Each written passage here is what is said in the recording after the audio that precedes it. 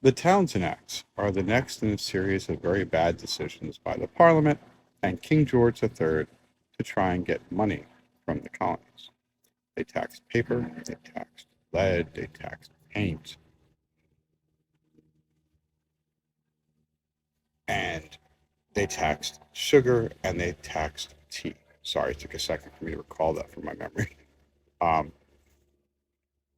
and all these different things that they were putting taxes on was to try and make it impervious to the boycotting, because the colonists had boycotted before with the Stamp Act.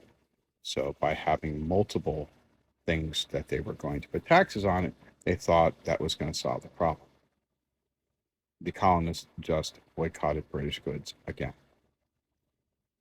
And as you can imagine, at this point, King George III and Parliament began to look at the colonies not as countrymen, you know, somewhere in the world, but as a problem.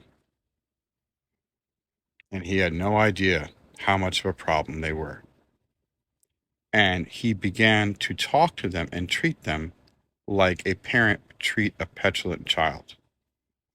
And the lack of communication, like any good relationship, and the failure of communication between the colonies and King George III and Parliament is what leads eventually to the American Revolution.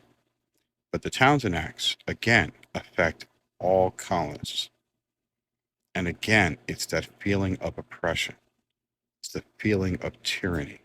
It's the feeling of no taxation without representation. And you know the Sons of Liberty were driving that point home.